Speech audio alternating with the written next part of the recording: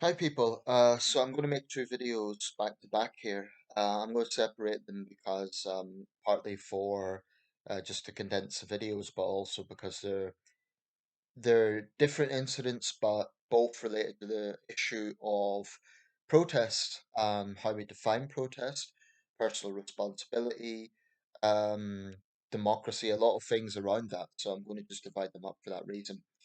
Um, it's early October now. It's actually better weather than it was in late September. I'm just saying that in passing. It's got no relevance really to the video, but saying it in passing. Um, the big news last night of that football disaster in Indonesia, it seems the death toll is going to rise. And I think that will be confirmed as the worst football-related disaster since the 1964 events in Lima, Peru. Anyway, what I'm going to talk about here, I covered in my video regarding republicanism during the events around the Queen's funeral and protests. I think I entitled the video, No, Republicans are not being silenced in the UK or something along those lines.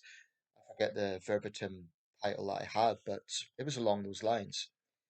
And I did mention this, but I want to talk a little bit more specifically about it because of all those incidents that happened during and around the Queen's passing. This is probably the most discussed and the most prominent.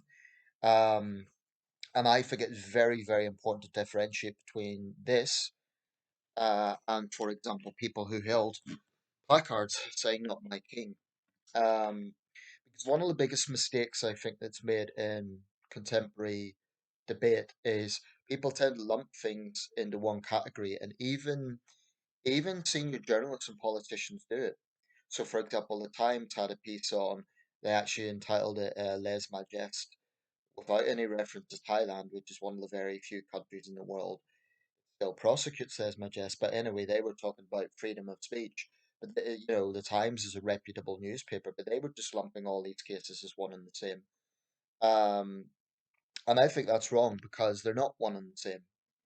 I think there is clearly a big difference between the case I'm going to talk about, Prince Andrew Heckler, and someone peacefully holding up a sign saying "Not my king."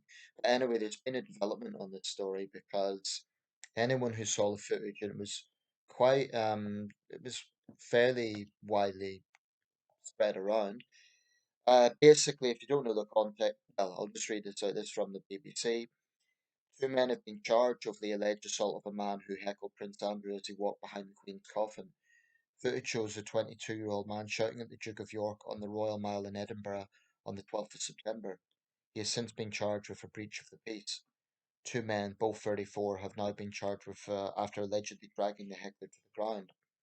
A Police Scotland spokesperson said two men, both aged 34, have been arrested and charged in connection with assault following an incident on the Royal Mile around 2:50 p.m. on Monday, the 12th of September 2022. So I'm assuming either the heckler or one of his friends has reported them. A report will be sent for the consideration of the Procurator Fiscal. Scotland is the equivalent of the Attorney General, I believe, in England. Prince Andrew walked alongside his brothers King Charles and Prince Edward and his sister Princess Anne during the procession. Thousands of, well, that's just stating the obvious. 33,000 people went through St Giles Cathedral. Now, I've watched that from several angles, as I'm sure a lot of people have. The 22-year-old hasn't been named in that report, but this wasn't a spur of the moment thing. It was very obvious he went there for the specific purpose of heckling Andrew. And this wasn't just like, the words that were caught were I think it was you're a sick old man, Andrew. That's what was caught. But he was continuing to rant, and there was a lot that was kind of dimmed out by the coverage and by the rest of the crowd. Clearly, he was in a minority there. There were some Republican protesters in other parts of the city, but the overwhelming, I'd say 95% of the crowd there were there to pay their respects to the Queen and the royal family. Um, there were people peacefully protesting the signs, but what this guy was doing, by any common sense definition, was going there to be confrontational. Now, I've seen kind of mixed views on this subject. It's roughly 50-50 in terms of how people have responded to it. And some will say, oh, good, these guys were thugs. Because if you looked at the footage, they were two men who kind of tackled him to the ground quite forcefully. They threw him to the ground. I think one of them threw a punch. And then he was arrested and he was continuing to shout, I've done nothing wrong. Um, Here's the problem I have with the whole thing is that people are framing it as just an exercise in free speech. Now, when you actually break this down, forget that it's the royal family we're talking about, and let's just look at it for what it is. It's a family um, who are grieving the loss of a loved one, walking behind her funeral, her coffin, in a very public way. You know, domestic, international news on them, having to remain their composure under bereavement. Bereavement's hard for any family, but when you have to do it, basically maintain your composure in the public eye, that would be very, very trying for any human being. And I personally think the whole royal family has excelled in these few weeks. Um, there was a few times the king welled up almost clearly emotional. I mean, what a time he's had. But there's a lot of things that bother me about this. Firstly, let's talk about Andrew himself. Now, the reference to sick old man is, of course, referring to the fact that Andrew has come under investigation, come under scrutiny for his friendship, his ties to Jeffrey Epstein, the infamous predator, trafficker, all round piece of work. Now, I think it would be foolish of me to say, oh, Andrew's innocent. I think there probably are serious questions that he needs to answer, and he hasn't fully answered. That famous interview with Emily Maitlis was quite revealing. It's either one of two things. Either Andrew's guilty and he's lying, or he's actually innocent and he's just been astonishingly gullible and naive to have not better checked his ties to Epstein. Or, I mean, it's a bit hard to believe he didn't know anything was going on. But, we have a thing in this country called due process, innocent until proven guilty. This is a basic principle of justice.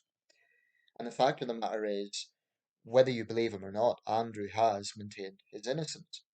Some people will point to the fact that there was apparently this payout. That can be interpreted in many ways. It can either be interpreted as hush money, because Andrew is guilty, or,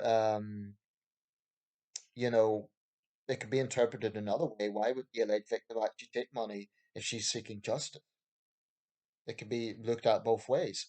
I don't think it particularly casts Andrew in a good light because it comes across as hush money. But he's had a fair bit of heat over this. He's been shunned by his own family to some extent. He wasn't allowed to wear his full military regalia. He is a Falklands veteran. Um, the Queen, despite supposedly him being her favourite son, apparently she was greatly upset by the whole fallout from it, and she also gave him the cold shoulder on some level. But here's the thing: these are allegations. These are allegations. Prince Andrew, whatever people want to speculate about this, he has not actually been found guilty of anything in a court of law. And that's just the facts. Maybe he's guilty. I personally don't think he's 100% innocent. I think the truth is probably somewhere between the worst of what people think and he's totally innocent. I think it's straddling somewhere in the middle. I think definitely he has a bad choice of friends. He's also done business deals with Central Asian dictators, but then so is Tony Blair. Um, but regardless,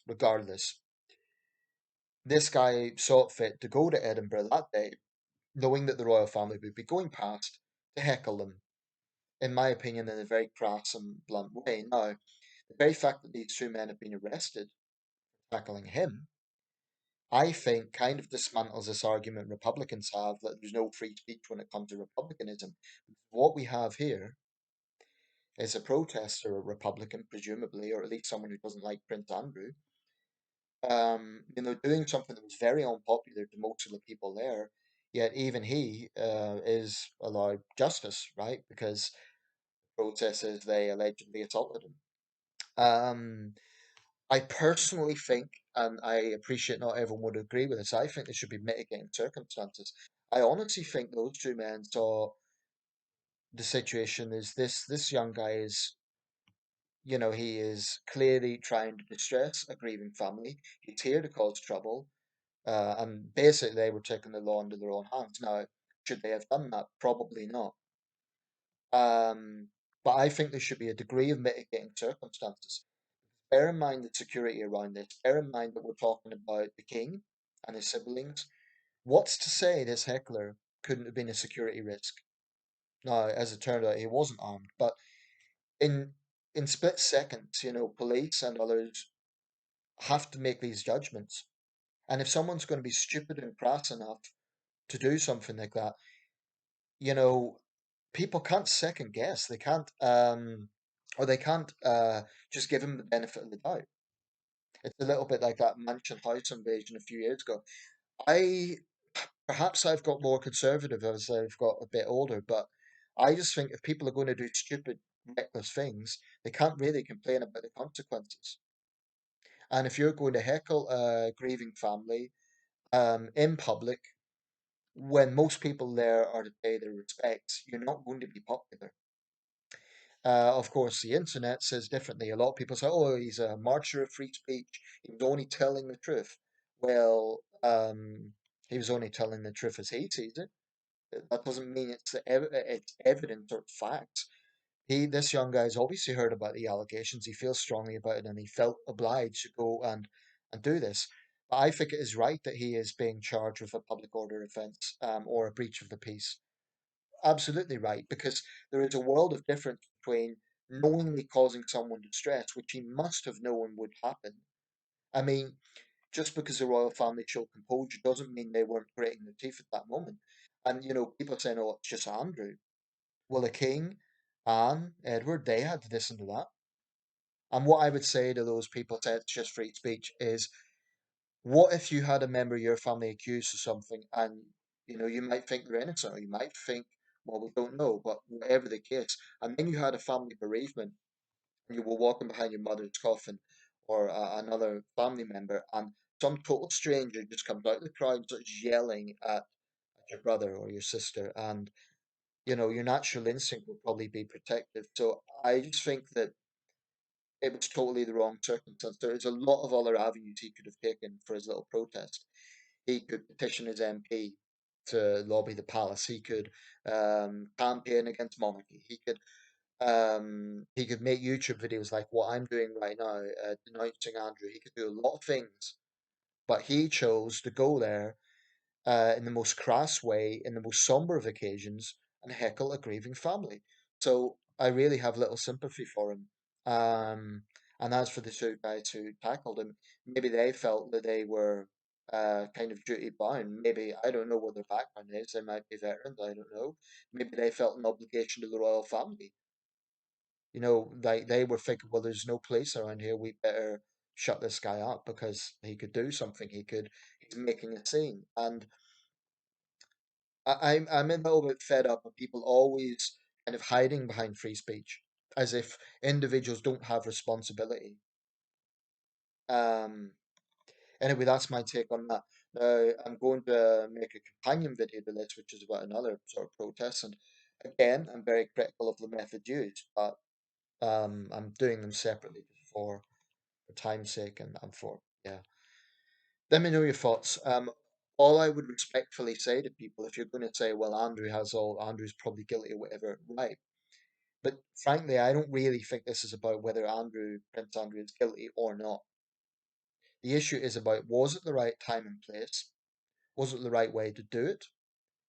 And was he justified heckling a grieving family? Because you could say it was just aimed at Andrew. As far as I'm concerned, that was um, insulting and crass and disrespectful to the Queen, to the king, to everyone involved there. Um, it's no good saying, "Oh well, he was only talking about Andrew." The king and his siblings, they have to hear that in the most somber of occasions. So No, I've no sympathy with him, and I personally think there should be mitigating circumstances. I'm not saying they should get maybe absolutely scot free away with it, but they shouldn't have taken it into their own hands, perhaps. But I think there should be mitigating circumstances that they genuinely believe maybe he was posing a threat or he was there to be confrontational. Um, I mean, I can imagine if someone is beside me and they're yelling in that circumstance, I wouldn't see them in a very favorable way. I'd probably be telling them to shut the gob. Um, would I use physical force? Probably not. But I think it was totally obnoxious on many levels against the royal family, also against the other people there. Very disrespectful because they came for that moment and this idiot interrupted it. So I think whatever way you present it, it just doesn't wash to say, oh, well, maybe Andrew's guilty, so that justifies it. Nah, I don't accept that.